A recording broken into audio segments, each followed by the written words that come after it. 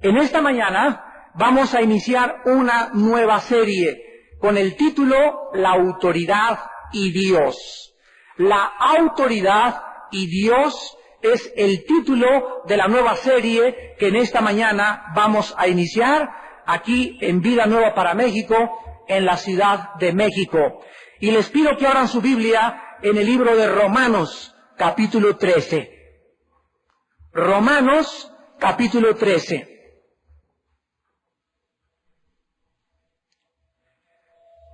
Dice la Biblia en Romanos capítulo 13, sométase toda persona a las autoridades superiores, porque no hay autoridad sino de parte de Dios, y las que hay por Dios han sido establecidas.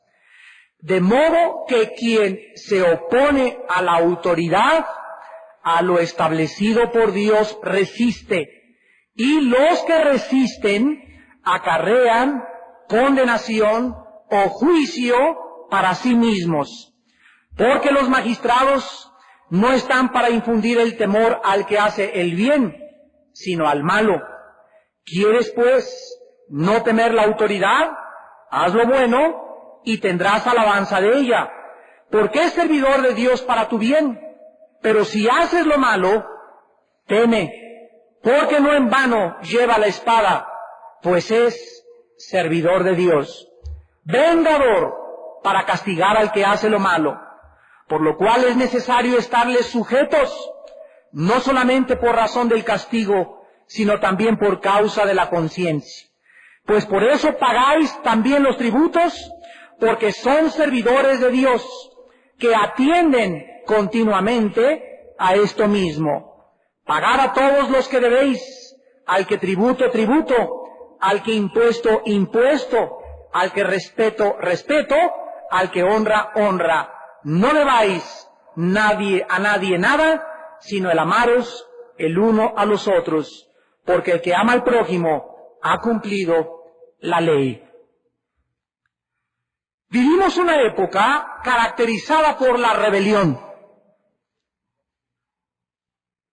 Hace 8 días el mensaje que escuchamos sobre la rebelión es uno de los más grandes mensajes que yo he podido escuchar y una de las más grandes exposiciones bíblicas acerca de lo que es la rebelión de nuestro hermano Norman Parrish. Y esta rebelión está profetizada en la palabra de Dios. La Biblia le llama en 2 de Tesalonicenses 2 al anticristo el inicuo, que en el griego significa el que está en contra de la ley. En griego, el antinomos. Hay un espíritu preponderante actualmente en el mundo que está llevando a los seres humanos a rebelarse. El pueblo se rebela contra el gobierno, las enfermeras contra los médicos protestan, los futbolistas protestan, en las calles por defender sus derechos, violan los derechos de otras más, estorbando el tráfico y congestionando las calles y produciendo un caos en los medios de comunicaciones. Los padres han visto hoy como nunca el levantamiento de los hijos contra ellos, como casi no se había visto en los últimos 25 o 30 años.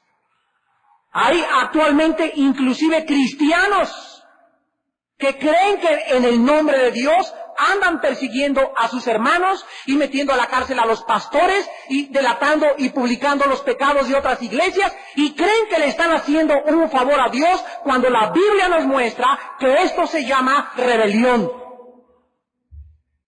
Y si nosotros no aprendemos a sujetarnos, a someternos al gobierno, a la teocracia divina, a la autoridad, al trono de Dios, hasta que no nos sometamos a Dios, no puede ningún ministerio, ninguna iglesia, ninguna familia, ningún hombre, ningún individuo tener poder de Dios.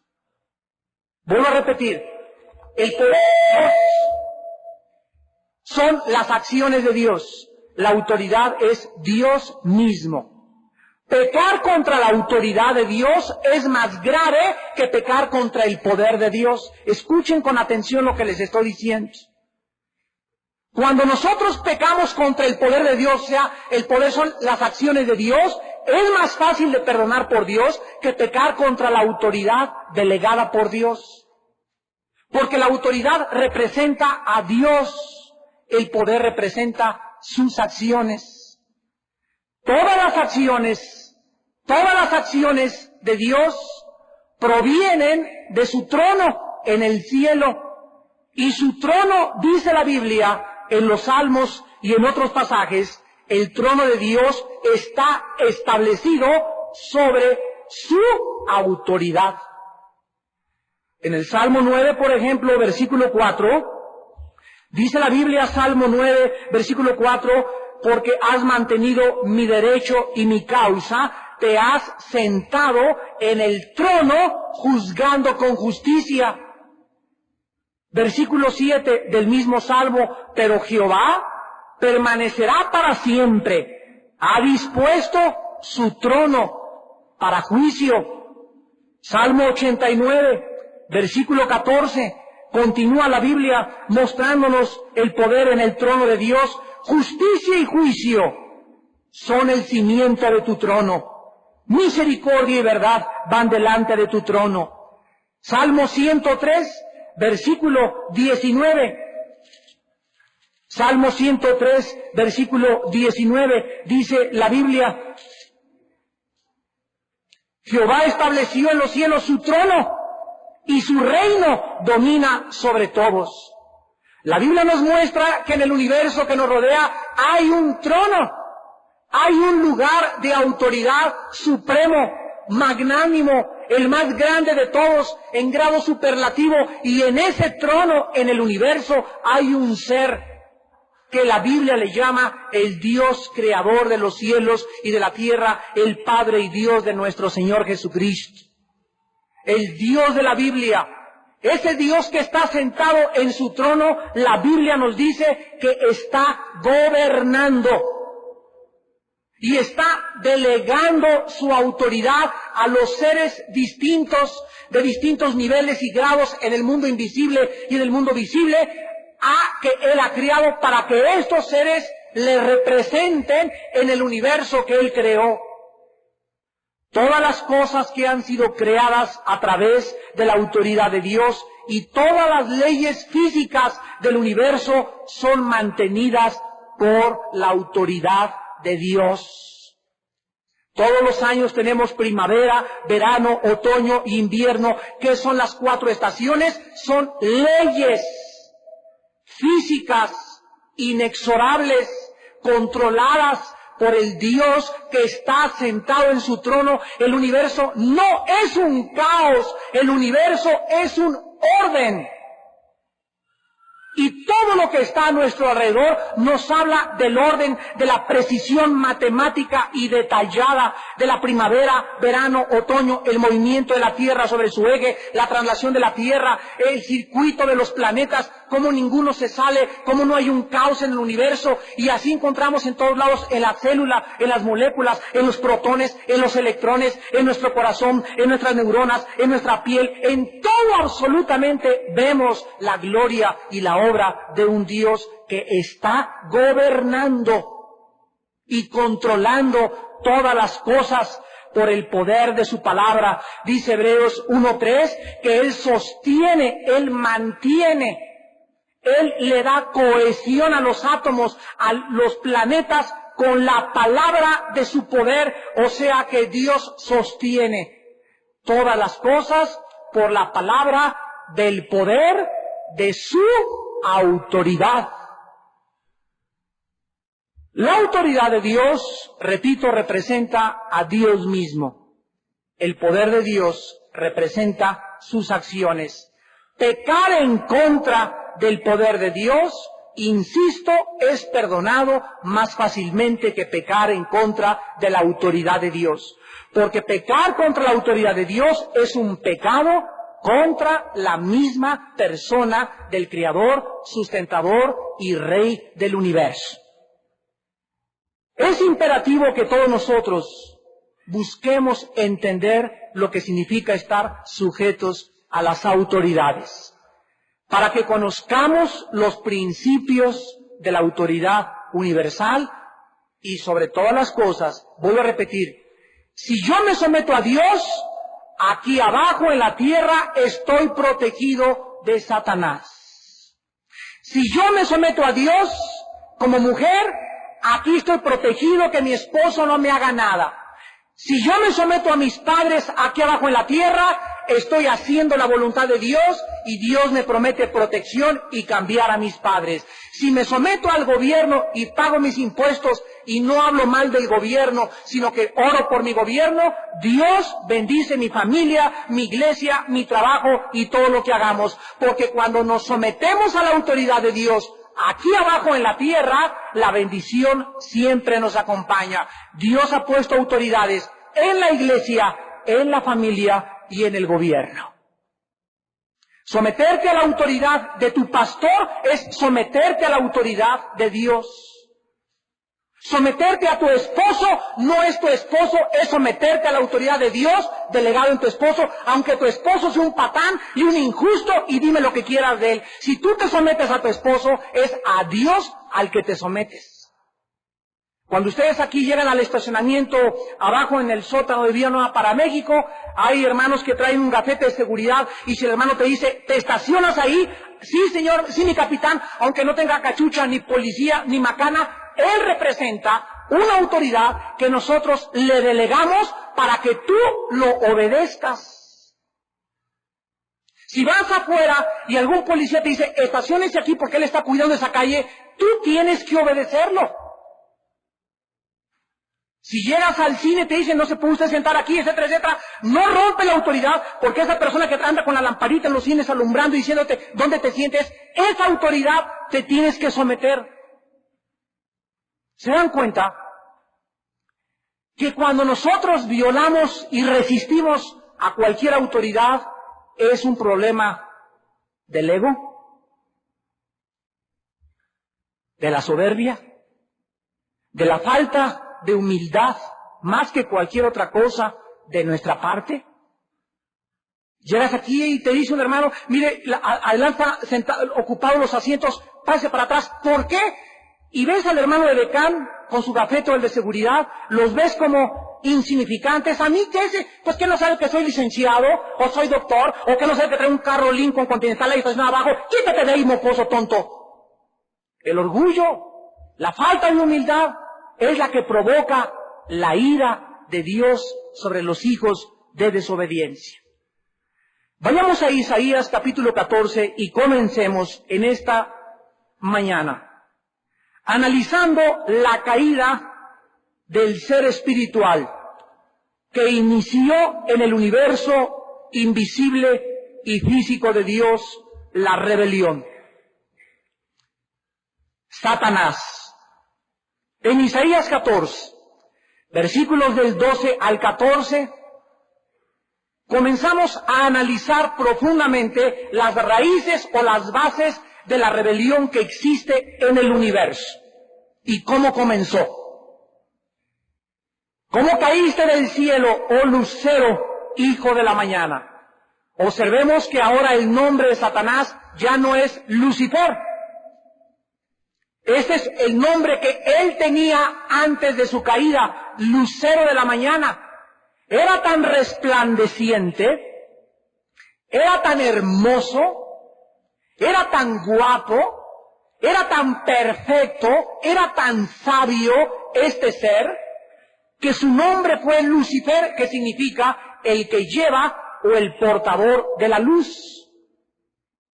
Y él brillaba, estamos seguros, porque la Biblia dice en 1 Corintios 15 que una es la gloria del sol, otra es la gloria de la luna, y las cosas tienen diferentes glorias en el universo físico, y Satanás era el ser que más brillaba, el que más resplandecía de todos los millones de criaturas que Dios creó.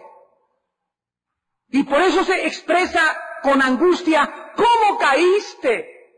Es como en el hebreo, esta conjunción gramatical nos habla casi de un lamento, lleno de tristeza. ¿Cómo caíste, hijo mío? O como cuando una muchacha, pero ¿cómo es posible que tan chita, tan bonita, tan linda, cómo cayó en las drogas? ¿Cómo es que cayó? ¿Cómo pudo haber hecho eso? Esta es la expresión del Espíritu Santo.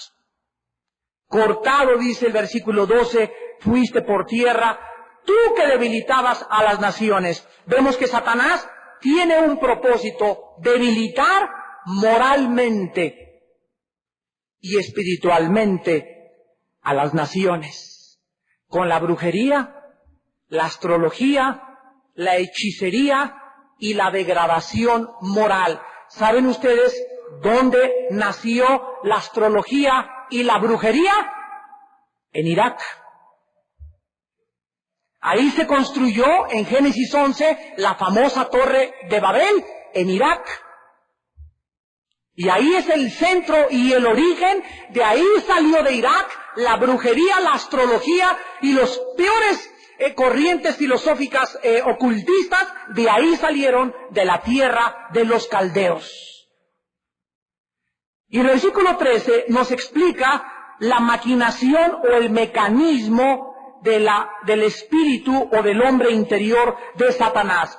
Dice la Biblia que Satanás dijo en su corazón: subiré al cielo, en lo alto junto a las estrellas de Dios levantaré mi trono, en el monte del testimonio me sentaré, a los lados del norte, sobre las alturas de las nubes subiré y seré semejante al Altísimo. Observen los verbos: subiré, subráyalos en tu Biblia, subiré, levantaré, me sentaré, subiré y seré.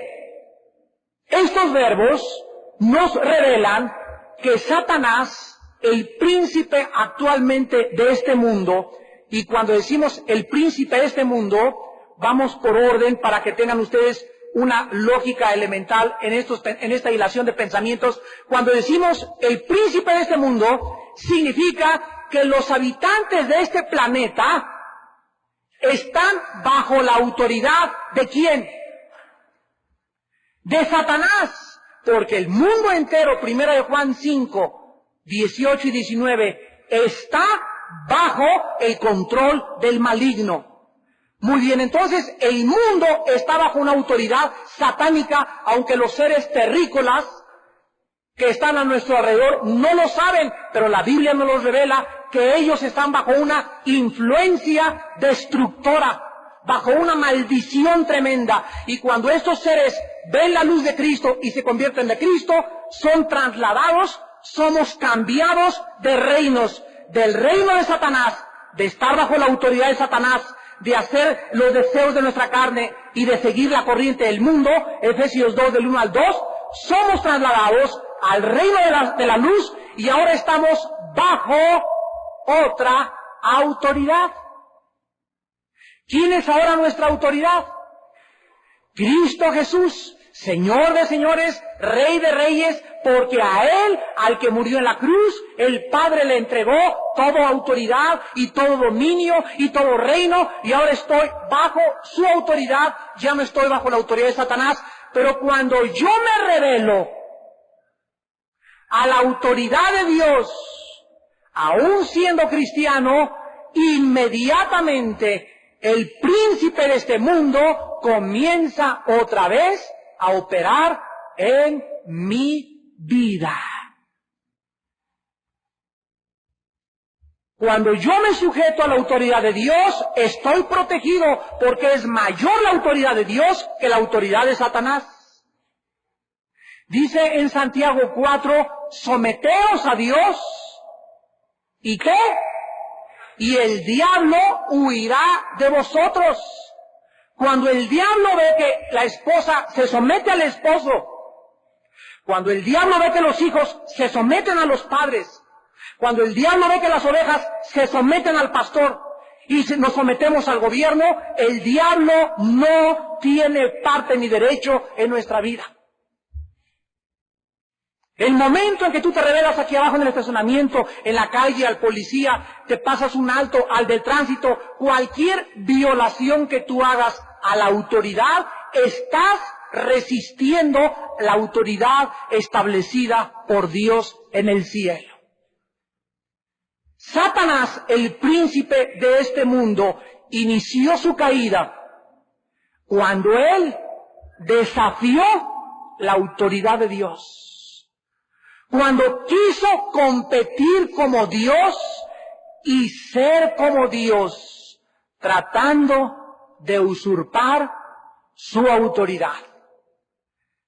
Vayamos por principio para que entendamos cuál es el principio que está entre nosotros, porque nosotros nacimos, dice la Biblia, con el principio satánico de la rebelión en nuestra naturaleza caída. Aquí está dentro de mí y dentro de ti. Pero yo soy cristiano bautizado con el Espíritu Santo y hablo en lenguas. Aunque estés bautizado con el Espíritu Santo y aunque hables en lenguas, puedes tener muchos dones y ser un rebelde en tu corazón. Este principio satánico dentro de nosotros, en que pertenece a la antigua naturaleza adámica caída, está en operación, dice Romanos 7, las 24 horas del día y se llama la ley del pecado. ¿Qué es una ley? Es algo que funciona continuo, algo que es constante. La ley de la gravedad no funciona de las 5 a las 8 de la noche. La ley de la gravedad funciona a las 24 horas del día. Y la Biblia dice en Romanos 7 que dentro de nosotros tenemos una ley que opera las 24 horas del día. Hasta que tú te mueras y estés ahí en el cajón ya agonizando junto al ataúd, hasta que expires y salga tu espíritu, operará dentro de ti la ley del pecado y de la muerte.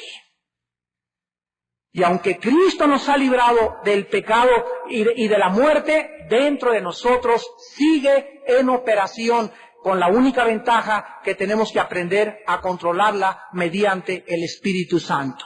Dice Romanos 8, hacer morir las obras de la carne a través del Espíritu Santo. Muy bien, Satanás se rebela contra Dios.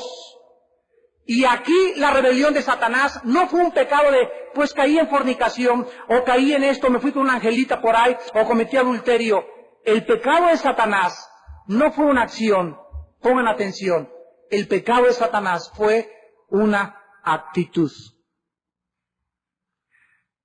La diferencia entre pecar y rebelarse es que los pecados son acciones de la carne. El rebelarse es una actitud del corazón. Tú puedes caer en un pecado. Ya le gritaste a tu mamá en la mañana, ¡ay, te dije que no me grites, mamá! Ya pecaste contra mamá, fue una mala acción. Pero alguien que tiene rebelión es alguien que en lo más íntimo de su vida no ha crucificado esta carne y mantiene esta actitud después de 5 años, 10 años de cristiano, y cuando entra a servir a Dios, se le da un puesto a esta persona y de repente se le dice a la persona, te vas a la banca por 3 meses o por 2 meses. En cuanto la persona recibe su primer disciplina de Dios, se manifiesta todo lo que trae en el corazón. Se destapa la coladera y manifiesta esa persona que realmente no estaba sirviendo a Dios, quería que la vieran, querían que lo vieran, quería tener mando, quería esto, pero cuando se le dijo a la banca 2 meses, sin ninguna discusión, ustedes son esto, ustedes son aquello, ustedes castigan por cualquier cosa, en ese momento la persona manifiesta, ¿qué cosa? Rebelión. Ahí en lo profundo de su corazón, tiene una actitud de rebelde desde hace muchos años. El pasaje de Isaías 14 que acabamos de leer nos revela el levantamiento y la caída de Satanás y la manera como transgredió o violó la autoridad de Dios. Mientras que en el pasaje de Ezequiel 28 se nos revela la manera como transgredió la santidad de Dios. Repito, en Isaías 14, Satanás viola la autoridad de Dios. En Ezequiel 28, la santidad de Dios. ¿Qué es a los ojos de Dios más grave? ¿Violar su autoridad o su santidad? Lo vamos a ver en toda esta serie de conferencias para que entendamos la gravedad de la rebelión. Para Dios es más grande pecar contra su autoridad que contra su misma santidad. Para Dios es más grave y Él castiga 100 veces más el pecado de rebelión que el pecado contra su misma santidad. Ofender la autoridad de Dios es una rebelión más grande que ofender su santidad, porque el pecado es cuestión de conducta, repito, la rebelión es una cuestión de principios. El intento de Satanás en Isaías 14, versículo 13 y 14, comienza cuando dice Satanás, obsérvenlo, subiré, significa que Satanás operaba en un nivel, no dice bajaré, dice subiré y nos habla de abajo hacia arriba. Satanás operaba en un nivel inferior a Dios. Cuando dice Satanás subiré es porque él no quiso, o llegó un momento en su vida en que no estuvo contento con permanecer debajo de o estar sujeto a, sino que dijo subiré. ¿Para qué cosa? Para estar en el mismo nivel. Después dijo, cuando suba, voy a levantar mi trono junto a Dios. Y entonces, después de levantar mi trono, dijo Satanás, seré como Dios. Vamos a ver, subir, identificarse y ser. Cuando Satanás dijo, subiré, haré mi trono junto a Dios y entonces seré igual a Dios, encontramos el principio de la rebelión, que se llama en la Biblia la autoexaltación. La autoexaltación. Cristo dijo a sus discípulos, no amen los primeros lugares. Los fariseos les encanta en todas las reuniones que los vean, ¡hey! Aquí estoy. En los desayunos y en todos lados siempre llegan, aquí estoy, ya llegué. Quieren ser el centro de todo, quieren sentarse hasta adelante, quieren siempre autoexaltarse, siempre quieren que se les reconozca. Siempre quieren que, ya supieron que aquí estoy yo, que no saben todos en la fiesta que aquí estoy yo. Esta autoexaltación es lo contrario a la humildad. Haya pues en vosotros este sentir que hubo en Cristo Jesús, Filipenses capítulo 2, el cual, él sí, siendo igual a Dios y estando en el nivel de Dios, él sí estaba junto a Dios, porque era Dios, no estimó el ser igual a Dios como cosa que aferrarse, no, yo arriba, la supremacía, mi autoridad, no estimó, no quiso aferrarse, no, sino que soltó esa autoridad, soltó ese trono del cielo y se dejó caer a este planeta inmundo, a este basurero, donde puros piojos y renacuajos y alacranes y escorpiones de seres humanos existían, y estando aquí en este planeta, comienza a crecer el Hijo de Dios y a manifestar su deidad y su divinidad, sirviendo a los que le seguían. Tratando de impresionarnos y dejar en nuestro corazón que lo que Dios quiere más que cualquier otra cosa es que nos convirtamos en siervos de los demás. Que en lugar de que te busques, que te bolíen los zapatos, que te sirvan aquí mi cafecito, tú comienza a servir a los demás, porque las personas más felices, más realizadas de esta vida son las personas que son siervas de los demás, los que viven para los demás y no los que quieren que los demás vivan para servirte. Satanás quiso violar este principio. Jesucristo bajó al mundo a hacer lo contrario que Satanás había hecho tal vez miles o millones de años antes de que Cristo bajara a esta tierra. Ya que bajó Satanás y se rebeló en el cielo, se inició la rebelión, y aquí encontramos que el acto, fíjense ustedes, el acto de pecar no fue la caída de Satanás. El acto de pecar no fue, o sea, Satanás cayó porque pecó. No es cierto, la Biblia no enseña eso. Esto solamente fue el producto de su rebelión en contra de la autoridad. Fue la rebelión lo que lo condenó y lo juzgó, y fue la causa de la caída de Satanás. No solamente fue Satanás cayó porque pecó contra Dios, Satanás cayó porque se rebeló contra Dios. Rebelarse es 1000 veces más grave que pecar en contra de Dios. Al servir a Dios, todos nosotros como cristianos debemos de tener mucho cuidado de sujetarnos a las autoridades, porque cuando tú te rebelas contra un edecán, contra una seguridad, contra tu pastor, contra tu papá, contra el gobierno, contra el policía, la rebelión es un principio satánico. Vuelvo a insistir, que está dentro de nosotros vivo, vigente, y que si le das la oportunidad, manifestamos inmediatamente la amargura y la rebelión de nuestro corazón. Muchos cristianos están con Cristo en su doctrina, pero con Satanás en sus principios. ¿Sabían? ¿Qué les quiero decir? Que Satanás le tiene más miedo. Satanás no quiere ni acercarse a las personas que están sujetas a la autoridad de Cristo que a los que predican el Evangelio. ¿Por qué? Porque muchos predican sin estar sujetos a ninguna autoridad. Yo he conocido, les voy a dar 3 ejemplos, he conocido personas que llegan aquí a la iglesia y me dicen, hermano Alducin, soy misionero y quiero aquí en México predicar, no me dan una ofrenda, o no quiero levantar una iglesia, o vamos por orden. Cuando conocemos la Biblia, inmediatamente podemos ubicar a las personas y ayudarlas a encontrar la voluntad de Dios. Vamos por orden. Hermanito, ¿quién lo mandó usted a México?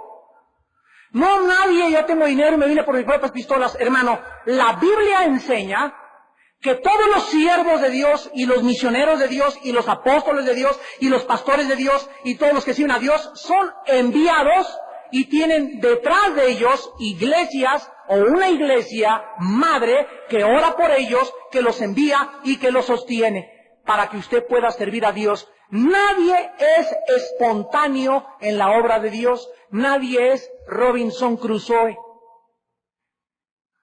No te pones de Batman y comienzas a servir a Dios, voy a luchar contra el mal porque Dios me mandó. Necesitamos siempre detrás de nosotros el respaldo de una iglesia, el respaldo de hombres maduros, reconocidos por la palabra de Dios. Ahorita lo que abunda en el mundo son pastores. Y gracias a Dios por los pastores enviados y comisionados por el Espíritu Santo, pero cantidad de hombres de repente, de la noche a la mañana, quiero hacer mi iglesia, y quiero hacer mi iglesia sin tener ninguna confirmación, ningún respaldo, ningún apoyo, pero más que nada, sin ningún testimonio de que antes sirvieron a Dios en algún ministerio. Es lo que dice el apóstol Pablo en Filipenses capítulo 1, versículo 15. Muchos predican a Cristo por envidia, por vanidad o por contienda. Muchos están en el servicio de Dios, muchos son misioneros. Hay muchas organizaciones cristianas, hay muchas formas y están en el ministerio por envidia, por ellos mismos, por su ego, porque es su autoexaltación. Ellos quieren ser conocidos, quieren que la publicidad, que los periódicos, quieren ser famosos, quieren ser populares, quieren darse a conocer, quieren ser los renovadores, los transformadores, los que digan que fueron los pioneros de este movimiento, de aquel movimiento. Todos estos motivos tienen que morir para que podamos tener la certeza de que estamos haciendo la obra de Dios. En Mateo 6:13, el Señor Jesucristo hace una oración. Vamos a leerla porque dice aquí Jesucristo,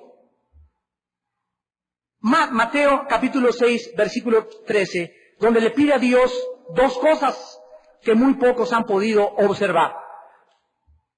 y no nos metas en tentación, mas líbranos del mal. Noten ustedes con mucha atención que inmediatamente que Jesucristo le pide al Padre, primero le dice, líbranos, no nos metas en tentación. Esta es la obra de Satanás. Y después le dice, líbranos del mal. En el griego es el maligno. Cristo está pidiendo que nos libre del maligno de Satanás. Miren ustedes, líbranos de las obras y de la persona del maligno. Es lo que Cristo está pidiendo. ¿Y saben ustedes cuál es la base para que Cristo le pida esto al Padre? Ahí mismo dice a continuación, porque tuyo es el reino. Porque tuyo es el reino.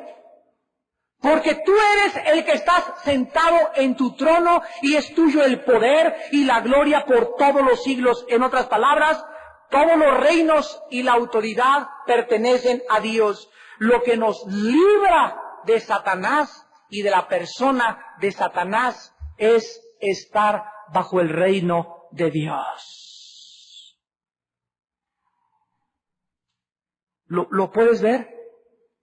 Lo que realmente nos libra de Satanás es de que solo estando bajo el reino del Padre, sujetos a sus autoridades delegadas por Él aquí abajo en la tierra, podemos ser librados de tentaciones y del maligno. Cuando comprendemos esto y estas verdades resplandecen en nuestro corazón, acabando esta conferencia, lo primero que todos deben hacer es irle y pedirle perdón a alguien contra quien te has rebelado. Porque hasta que no pidas perdón por tu rebelión, no puedes estar cubierto, protegida por el reino de Dios. Todo el universo está bajo el poder de Dios, menos los rebeldes, los que siguen a Satanás. Por eso dice el Salmo 91:1, el que habita al abrigo del Altísimo morará bajo la sombra del Omnipotente. En el original hebreo dice, el que vive bajo la cubierta, bajo la protección de Dios, vivirá protegido por Dios. En Efesios, capítulo 1, en el Nuevo Testamento, versículo 20 al 23, se nos da esta revelación, Efesios 1, 20 al 23, la cual operó en Cristo, resucitándole de los muertos y sentándole, tengamos esta visión, hermanos, nuestro Señor Jesús está sentado a la diestra del trono del Dios de las alturas, el que gobierna el universo. Ahí en los lugares celestiales está mi representante, mi cabeza, mi capitán, mi Señor Jesús. Y dice la Biblia que Jesucristo está sobre todo principado y autoridad y poder y señorío y sobre todo nombre que se nombra, no solo en este siglo, sino también en el venidero, y sometió todas las cosas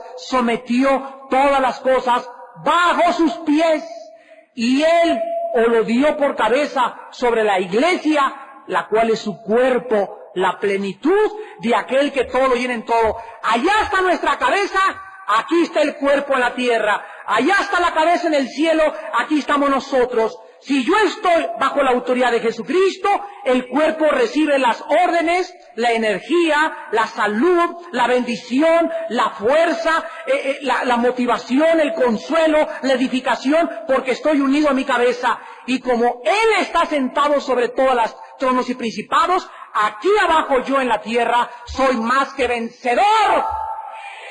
Y no hay nada que me pueda hacer frente durante todos los días de mi vida. No hay fuerza del infierno que se pueda levantar contra mí. No hay millones de demonios que me puedan hacer la guerra. Aunque un ejército acampe alrededor y por todos lados, yo sé en quién he creído. Él es mi cabeza y aquí abajo en la tierra yo le represento. Soy su embajador y estoy cubierto con su sangre. Y nada ni nadie jamás, ni lo invisible ni lo visible, ni la desnudez, ni la pobreza, ni la guerra, ni la persecución nos podrán separar del amor de Dios que es en Cristo Jesús.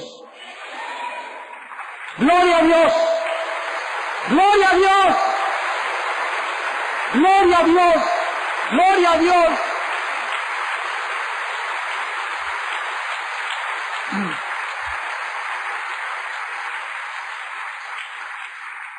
La controversia del universo, la controversia del universo está centrada sobre quién debe tener la autoridad. Quiero decirles a todos ustedes y los que ven por la televisión también, no hay un solo ser humano aquí en la tierra que sea Dios. Si tú te rebelas contra tus padres, contra Dios y dices que eres tú, tu rey, no es verdad, tú tienes la influencia satánica del maligno. Y esta es precisamente la guerra que nosotros tenemos contra Satanás. Nuestro conflicto con Satanás es el resultado de a quién le atribuimos nosotros ¿qué cosa? La autoridad. ¿Por qué creen que estamos en conflicto con el reino de Satanás? Porque ahora nos pasamos a otro reino. Hemos sido iluminados, hemos comprendido que es una tontería querer luchar contra Dios, nos sometemos a Dios, hincamos la rodilla, Señor, no se haga mi voluntad, sino tu voluntad, quiero vivir para estar sujeto a ti, Señor, y este es el conflicto por el cual Satanás nos persigue, porque él quiere que regresemos a su autoridad. Y él sabe que lo puede lograr, instigando en nosotros, ¿qué cosa? La rebelión. La rebelión. Si Satanás logra que un hijo de Dios o una hija de Dios se rebele, o sembrar la semilla de la rebelión en su corazón, Satanás ha logrado el 50% de su obra en nuestras vidas. Veamos un ejemplo en el libro de los Hechos, capítulo 9, en la conversión del apóstol Pablo, para que entendamos lo que es la conversión y el propósito de la conversión. En Hechos 9, el versículo 1 nos narra que Saulo, el antiguo nombre para Pablo, iba en un estado o vivía en un estado ¿de qué? De odio. Este hombre estaba infectado de odio y de rebelión, de rencor, de amargura, en contra de un grupo de personas que se decían en aquella época los de El Camino. Y respiraba aún amenazas de muerte contra los seguidores de Jesús, contra los discípulos del Señor. Llegó al sumo sacerdote y le pidió cartas para las sinagogas de Damasco a fin de que si hallara algunos hombres o mujeres de este camino, los trajere presos a Jerusalén. Andaba buscando por todos lados, ¿qué cosa? Cartas que le dieran, ¿qué? Autoridad. Autoridad humana. Porque sin estas cartas, él mismo estaba sometido a sus capitanes y a sus jefes. Un soldado en la guerra no puede, a ver, síganme, vamos a echarnos esa colinita, a ver a cuántos japonesitos nos encontramos. No. Todos se mueven bajo órdenes. Órdenes. Y los soldados en la guerra que hacen algo sin someterse a la autoridad son llevados a la corte marcial. Pablo estaba sujeto a sus autoridades superiores religiosas. Él no hacía lo que le daba la gana. Él reconocía, sin ser cristianos, que necesitaba estar sujeto a la autoridad. Y dice el versículo 3, mas yendo por el camino, nunca supo lo que le iba a pasar, ¿verdad? Nunca sabe quién en la mañana se levanta lleno de rencor, de odio, tal vez muchos de ustedes o los que nos ven por la televisión, pero nunca sabes cuándo tu vida puede ser cambiada. Y aconteció que al llegar cerca de Damasco, repentinamente le rodeó un resplandor de luz del cielo. Y cayendo en tierra hay una voz que le decía, Saulo, Saulo, ¿por qué me persigues? ¿Quién eres? Señor. Y le dijo, yo soy Jesús, a quien tú persigues. Dura cosa te es dar de coces contra el aguijón. Él, temblando y temeroso, dijo, Señor, ¿qué quieres que yo haga? En otras palabras, Señor, ¿cuál es tu voluntad. En otras palabras, Señor, tú eres verdaderamente mi patrón. Ya mis patrones que me dieron las cartas ya no son mis patrones. Ahora, Señor, yo reconozco que tú eres el Jesús a quien yo perseguía y te digo, de aquí en adelante, quiero que solo tú me des las órdenes. ¿Qué quieres que yo haga? ¿Cuáles son tus órdenes? ¿Cuál es tu voluntad para mi vida, Señor Jesús? Aquí encontramos el principio bíblico que cuando nosotros nos convertimos para obedecer la voluntad de Dios. Hace un mes llegó una pareja a nosotros en una iglesia y me dijeron, pastor, queremos casarnos, pero tenemos viviendo juntos 1 año. Yo sirvo en esta iglesia y mi esposa sirve en esta iglesia. ¿Cuántos años tienen de cristiano? Les pregunté. 6 años. Yo les dije, ustedes han confundido el servicio a Dios con la voluntad de Dios. Porque Dios no quiere sacrificios, ni peregrinaciones, ni nada, sino quiere obediencia.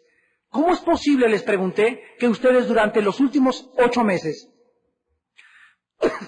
hayan vivido juntos en fornicación, sin casarse, y estén sirviendo a la iglesia? Eran de otras iglesias, ¿verdad? Gracias a Dios. Ojalá que no tengamos un caso similar aquí. Pero es increíble cómo hay tantos cristianos. Otro señor que tuvimos otro caso. Llega a su familia, hermano, que dice que descubrimos que mi papá tiene un amante. A ver, venga para acá. Juan Camaney, lo trajimos aquí. ¿Qué pasó con usted? No, pues mire que esto y que el otro. Y el hermano tenía en la iglesia 7 años con la amante. En la iglesia venía a los servicios, venía a los estudios y quería trabajar en ese ministerio y en aquel ministerio. Pero él no quería hacer la voluntad de Dios. ¿Cuál es la voluntad de Dios? Que no vivamos en fornicación. ¿Cuál es la voluntad de Dios? Que no tenga amantes. ¿Cuál es la voluntad de Dios? Mi santidad. Si no somos santos, lo que hagas por Dios es basura. Dios lo desecha. ¿Cuántas mujeres sirven a Dios en sus iglesias y en su casa tienen a un lado hechos a los niños? Llegan el domingo a servir a la iglesia y ni siquiera le dieron de desayunar al esposo. Hermanitas que vienen aquí a servir a la iglesia de Nueva Paraméxico, les quiero recordar que antes de que tú vengas a servir, asegúrate que serviste primero tu casa, el desayuno, tu esposo, las chanclas de tu esposo, los bañaste a tus hijos, peinaste a tus hijos, y cuando tus deberes en tu hogar estén completamente satisfechos, ven y sirve a Dios, no antes. Porque caes en lo que dice 1 Samuel 15, que es la historia de la raza humana. En 1 Samuel, capítulo 15, versículo 22 y 23. Es el caso del rey Saúl. Y muchos de ustedes, con tristeza lo digo y pesar en mi corazón, no puedo creer que crean ustedes que le están agradando a Dios cuando no están haciendo la voluntad de Dios. Dice 1 Samuel 15, 22 y 23, Samuel dijo, se complace Jehová tanto en los holocaustos y víctimas como en que se obedezca a las palabras de Jehová. Ciertamente el obedecer es mejor que los sacrificios y el prestar atención que la grosura de los carneros. Porque como pecado de adivinación es ¿cuál? La rebelión. No dice la fornicación, ni el adulterio, ni la drogadicción, ni la borrachera. Es la rebelión, el pecado semejante a la ¿qué? A la brujería. Ya lo vimos, el momento que hay rebelión, ¿qué pasa? Te pasas al reino de Satanás. El momento que haces limpias, el momento que vas a que te lean la palma de las manos, a que te lean el café, el momento que vas a Tepoztlán y compras tus cuarzos y tus piedras y entras a la nueva era, pero eres písanlo y eres cristiano, písanlo pero cristiano, estás sirviendo a Satanás. Como pecado de adivinación, como pecado de brujería es la rebelión. Y como ídolos e idolatría, la terquedad, la obstinación, amacharse, estoy bien, estoy sirviendo a Dios, y soy esto, y soy aquello, y estoy repartiendo folletos, y sirvo en seguridad, o sirvo en edecanes, o sirvo en la escuela dominical. Vete a tu casa y primero sométete a tu esposo. Estoy aquí en panderos y alabanzas, primero obedece a tu mamachita, a tu papacito, y después bailas, y después brincas, y después te subes al trapecio. Entendamos que primero Dios quiere que hagamos, Señor, ¿qué quieres que yo haga? Tu voluntad. Y una vez que yo sé lo elemental, ser santo, ser obediente, mi conciencia limpia, que no estoy en rebelión contra nadie ni contra nada, entonces ya puedo, bajo la autoridad y la protección de Dios, hacer su voluntad y hacer su obra. Pero yo no puedo hacer la obra de Dios si no estoy sujeto. ¿Está claro? Porque es peligrosísimo. Es peligroso aventurarse a hacer la obra de Dios sin tener la cobertura de Dios, sin tener la protección de Dios, porque lo que estoy haciendo es la carne. Estoy operando en la carne. Estoy haciendo el servicio de Dios en la carne. Y esto es basura para Dios. Dios no necesita ese servicio a mi vida. Dios quiere que yo sea antes santo y obediente a su voluntad. Veamos en Lucas capítulo 22, en el huerto de Getsemaní. En esta mañana hemos iniciado esta serie, La autoridad de Dios, con estos principios básicos. Así se llama el tema de esta mañana, principios básicos, que tienen que quedar impregnados en el alma de cada uno de ustedes. En Lucas 22, versículo 39, saliendo se fue como solía al monte de los olivos, y sus discípulos le siguieron. Cuando llegó a aquel lugar les dijo, orad, que no entréis en tentación. Él se apartó de ellos a distancia como de un tiro de piedra, y puesto de rodillas oró, diciendo, Padre, si quieres, pasa de mí esta copa, pero no se haga mi voluntad, sino la tuya. Muchas personas han creído que Jesús en el huerto de Getsemaní estaba sudando sangre debido a su debilidad física o al temor de ir a la cruz o de beber la copa que el Padre le daba. Pero nada de esto es verdad, porque la oración de Getsemaní es el principio de 1 Samuel 15, 22 y 23 que ya leímos. Miren ustedes con atención. Antes de ir a la cruz, Cristo primero, antes de ir a la cruz, primero obedeció la voluntad de su Padre.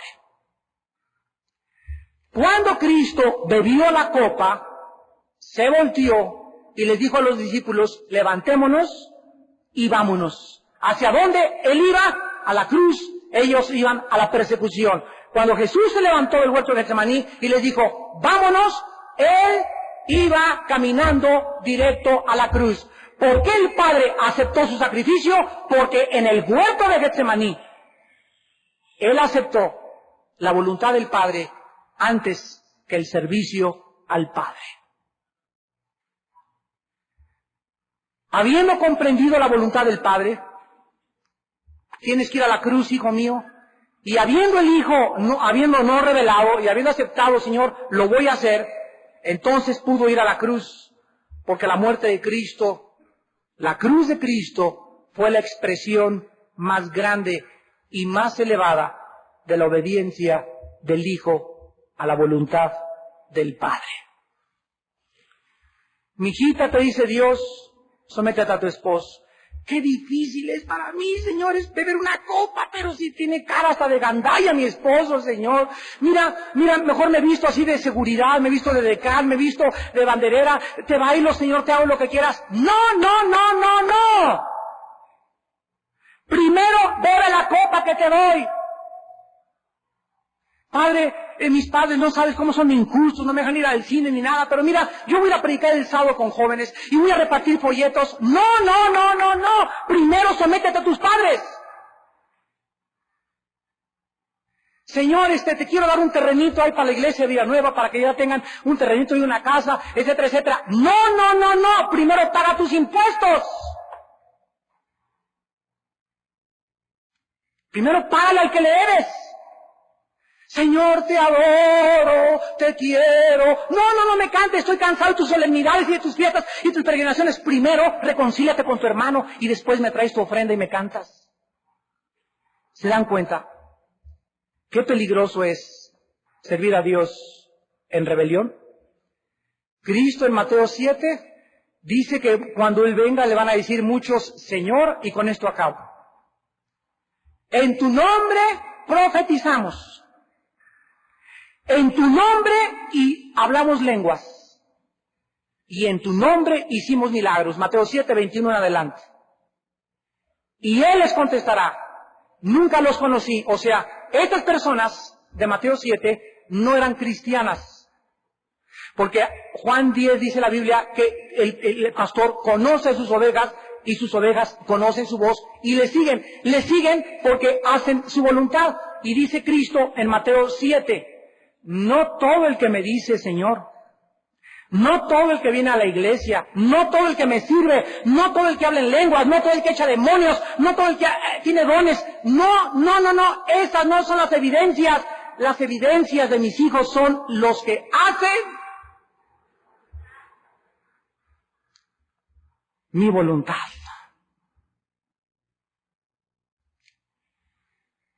No hay nada que puedas hacer en la obra de Dios más que su voluntad.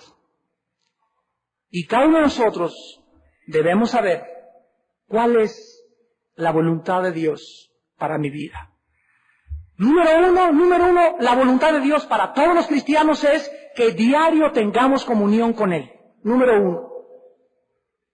Que diario oremos, que diario leamos la Biblia, que diario tengamos contacto con Él. Esa es su voluntad. Que te conozcan, Juan 17:3, porque esta es la vida eterna. La vida eterna es conocer diario a Dios. Número 2.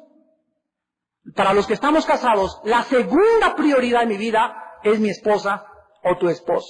Número 2, tus hijos no, tu esposa es antes que tus hijos. Mi trabajo no, tu esposa y tu esposo primero.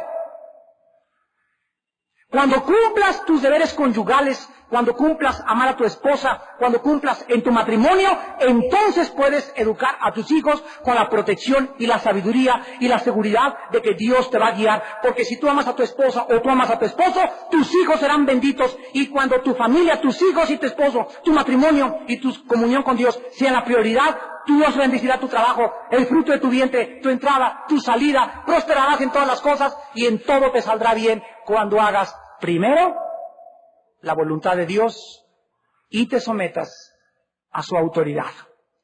Te damos gracias, Señor, en esta mañana por tu palabra, que nos redarguye, nos exhorta, nos corrige, nos guía por sendas de justicia, por amor de tu nombre. Padre Santo, el mundo está bajo un ser espiritual rebelde y las manifestaciones del mundo a nuestro alrededor son de rebelión contra la autoridad.